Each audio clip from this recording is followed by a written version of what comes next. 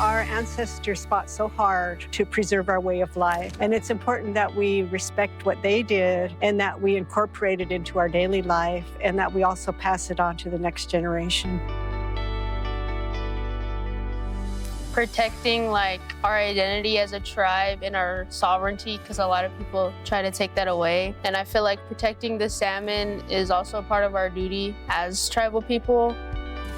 It's like shifting from that shame-based way of thinking, you know, like I was disconnected for a long time because I was shamed. Instead of just saying, you know what, like I can show up and I can walk my path without it being dictated by anybody else. It's traditional knowledge that is going to save the earth and to heal us. We have gone so far with the Western ways. The traditional knowledge, we didn't overfish. That Indigenous voices are now being heard, and it's up to us to step out, step forward, and be a leader and teach them and bring them with us. You know, there are changes happening on the land, and to be able to learn as much as you can from all different types of sources there of information, or where you can find that information, or where you can connect to tribes, where you can connect to organizations. You know, as a tribe, this is greater than just an individual being. When we try to make that connection, utilizing reconciliation of us to the land itself, or us as humanity to the land itself, and respecting it. Being born and raised in the Northwest, it means a lot,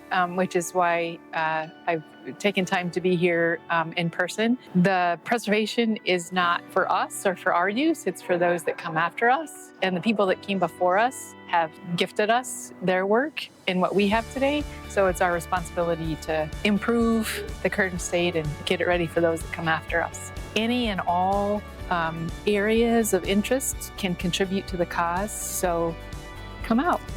My favorite moment from this event is hard to categorize. There's been so many, but I gotta say, because it's fresh, that watching the young people speak about where they are right now, not just as future leaders, but as people that are making a difference in this immediate moment.